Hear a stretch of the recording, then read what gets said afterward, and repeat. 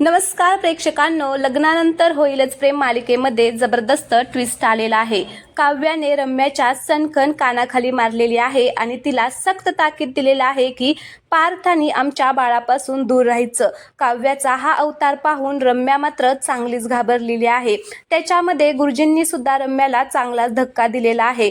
ज्यावेळेस गुरुजी नवीन संकेत काव्याला देण्यासाठी आलेले असतात त्यावेळेस आधी मानिनी गुरुजींना म्हणत असते की गुरुजी, नंदिनी आणि जीवा खूप मनापासून प्रयत्न करत आहेत बाळ होण्यासाठी, पण त्यांना यश का मिळत नाहीये। त्यावेळेस गुरुजी मानिनीला म्हणत असतात की अगं, ज्यांना उशिरा मिळतं त्याला धीर धरवत नाही आणि ज्याला लवकर मिळतं त्याला सांभाळता येत नाही, असं गुरुजी म्हटल्यामुळे रम्याला असं वाटतं की म्हणजे गुरुजी असं सांगत आहेत की काव्याला लवकर हे यश मिळालेलं आहे तर ती सांभाळू शकत नाहीये, ती बाळाला जन्म देणार नाहीये असा तिचा गैरसमज होतो। तर वसुआत्या गुरुजींना विचारत असतात की काव्याला बाळ होणार आहे ना, कारण वसुआत्याला असं वाटत असतं की आता गुरुजी संकेत देतील तिला बाळ होणार नाही म्हणून। मग काय, रम्या तर आश्चर्यानेच गुरुजींकडे बघत असते की कधी एकदा गुरुजी सांगतायत की त्या काव्याला बाळ होणार नाही म्हणून, असं तिला वाटत असतं आणि ती गुरुजींकडे एकटक बघत असते। त्यावेळेस गुरुजी म्हणत असतात की होय, मला काव्याच्या हातामध्ये बाळ दिसत आहे, तिला बाळ होणार आहे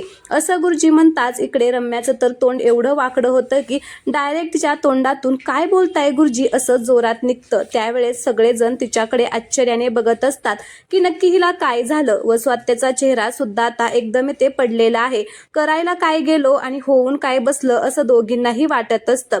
तर गुरुजी गेल्यानंतर काव्या नंदिनीला भेटायला जाते तिच्या रूम मध्ये आणि तिला सगळं काही सत्य सांगते की रम्या आणि वसुआत्याने मिळून त्यांना कसं फसवलेलं आहे, कसा त्यांच्या विरोधात त्यांनी प्लॅन केलेला असतो, हे सगळं आता नंदिनीला सांगते। नंदिनीला हे सगळं ऐकून आश्चर्याचा धक्काच बसतो। त्यावेळेस नंदिनी काव्याला म्हणत असते की रम्या चुकीचीच आहे, पण तू तरी कुठे बरोबर वागतेस, तू सुद्धा चुकीचंच वागत आहे। अगं, तू तिला चान्स देत आहे बोलण्याचा, कारण तू तशीच वागत आहे। तो स्वतःच म्हणत आहे की मला करिअर करायचं आहे, हे बाळ नको, मग ती तुझा फायदा घेणारच ना। अगं हुशार हो, तू बघितलंस ना गुरुजींनी काय संकेत दिला ते। गुरुजी म्हणाले ज्याला मिळतं त्याला सांभाळता येत नाही। अगं, तुला दिलेला आहे देवाने तर त्याचा आदर कर, मला होत नाहीये तर बघ मी आणि जीवा किती कष्ट करतोय। त्यावेळेस आता काव्याचे डोळे उघडतात आणि मग नंदिनी म्हणत असते की नाही, तू आता गप्प बसू नको, त्या रम्याला तुझ्या शब्दात उत्तर दे। मग काय, आपली काव्या रम्याला उत्तर द्यायला तयार झालेली असते। ती आता रम्याला अशी सनकन कानाखाली मारणार आहे ना की प्रेक्षकांनो, रम्याच्या पायाखालची जमीन सरकणार आहे। इकडे काव्या नंदिनी बरोबर बोलून चाललेली असते तिच्या रूमकडे। ती आता पुन्हा एकदा रम्या व वसुआत्याच्या रूम समोरून जात असते, तेवढ्यातच तिच्या कानावरती त्या दोघींचं बोलणं पडतं।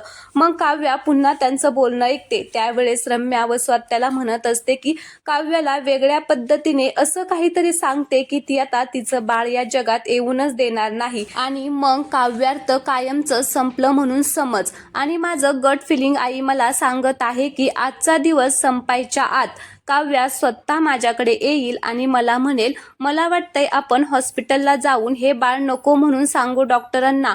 रम्या, तू येशील का माझ्या बरोबर हॉस्पिटलला। आता हे सगळं काव्या बाहेरून ऐकत असते, तिला तर धक्काच बसतो। या नक्की अजून काय काय प्लॅन करणार आहेत आमच्या विरोधात। त्या दिवशी सुद्धा खूप डेंजर प्रकारे आमच्याविषयी बोलत होत्या आणि आजही ते त्याच करत आहे। आता हे सगळं काव्या ऐकत असते।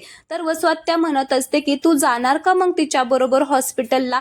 तर रम्या म्हणते की जावंच लागेल असं म्हणून दोघीही आता जोरात ही करून आता हसायला लागतात। काव्याला मात्र त्यांचं हे हसणं ऐकून खूपच राग येतो आणि काव्या खूपच चिडलेली आहे। प्रेक्षकांनो, तुम्ही आता बघा ही काव्या रम्याची कशी जिरवते ते।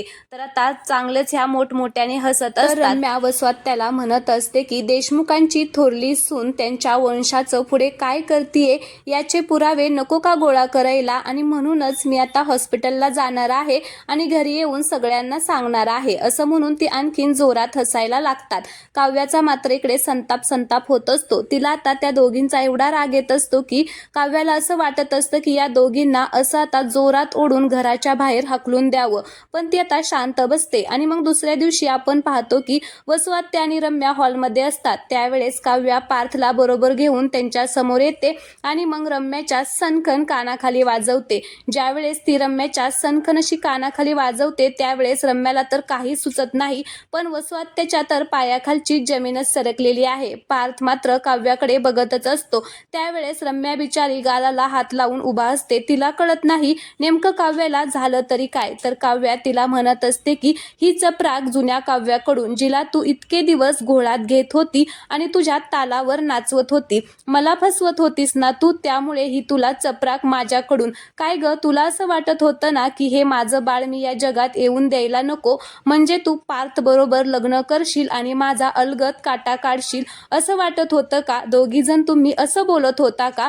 अगं मी काव्य आहे आणि माझं पार्थवरती एवढं प्रेम आहे की तुझ्यासारख्या 1000 रम्या जरी आल्या ना तरी मी आणि पार्थ वेगळे होणार नाही. तुला काय वाटलं तू माझ्याशी असं गोड गोड बोलून माझ्यापासून माझे पार्थ हिरावून घेशील, हे बाळ हिरावून घेशील? असं काहीच होऊ देणार नाहीये मी रम्या. मग रम्याला येथे समजलेलं आहे की काव्याला मी जे वागत होते ते सगळं काही कळलेलं आहे. तिने माझं आणि आईचं बोलणं ऐकलेलं आहे. त्यामुळे ती आता काव्याला गोड न बोलता रागाने बोलते की मग ही जुनी काव्य आता बाळाला जन्म देणार आहे का? तिचं IAS होण्याचं स्वप्न सोडून मग काव्याला अजूनच राग येतो आणि काव्या खूप चिडते. मग तिला म्हणत असते की तू त्याचा विचार करू नको, आमच्यापासून आणि आमच्या बाळापासून लांब राहायचं रम्या. आता काव्या तिला चुटकी वाजवून बजावूनच हे सगळं सांगते. रम्याचा मात्र संताप होत असतो. पण आमचं बाळ हा शब्द ऐकून पार्थला मात्र खूप आनंद होतो. तो काव्याकडे प्रेमाने पाहतो आणि काव्याचा हात हातामध्ये घेतो आणि काव्याला म्हणत असतो की काव्या, काय म्हणाला तुम्ही, आमचं बाळ? तर काव्या म्हणत असते की हो पार्थ, खरंच माझं चुकलं, मी या रम्याच्या शब्दामध्ये फसत गेली. पण मला तुम्ही आणि नंदिनीताईने जे सांगितलं त्यामुळे माझे डोळे उघडले. पार्थ, खरंच गुरुजी म्हणतात ते अगदी बरोबर आहे. ज्याला मिळतं त्याला त्याची किंमत नसते. मला किंमत नव्हती. पण पार्थ, आता मी आपल्या बाळाला जन्म देणार. हे आपलं बाळ या जगात येणार आणि ह्या रम्याचा मात्र असा जळफळाट होणार. आता रम्या मात्र खूप चिडलेली आहे. तर प्रेक्षकांनो, काव्याने तर मस्त अशी रम्याची जिरवलेली आहे, पण रम्या सुद्धा आता खूप चिडलेली आहे.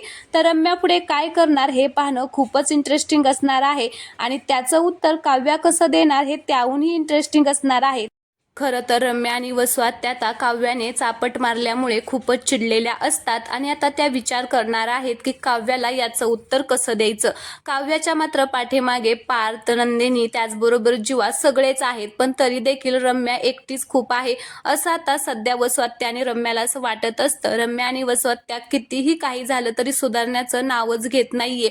गुरुजींनी आता एवढा संकेत दिलेला आहे की काव्याच्या हातामध्ये बाळ दिसणार आहे. मग आता तरी सुद्धा त्यांना विश्वास बसत नाहीये. रम्या अजूनही प्रयत्न करत राहणार आहे की काव्य ते बाळाला जन्म द्यायला नकार द्यावं आणि पार्थचं आणि तिचं नातं तुटावं, असं आता ती अजूनही प्रयत्न करत राहणार आहे. पण प्रेक्षकांनो, आपल्याला माहितीये गुरुजी जे संकेत देतात ते होतच. त्यामुळे काव्याच्या हातामध्ये बाळ नक्कीच पाहायला मिळणार आहे आणि काव्या त्यांच्या बाळाला नक्कीच जन्म देणार आहे. तर प्लीज तुम्ही व्हिडिओ पाहताय पण चॅनलला सबस्क्राईब करत नाहीये आणि व्हिडिओला लाईक करत नाहीये, तर प्लीज चॅनलला सबस्क्राईब करा आणि व्हिडिओला लाईक करा. धन्यवाद.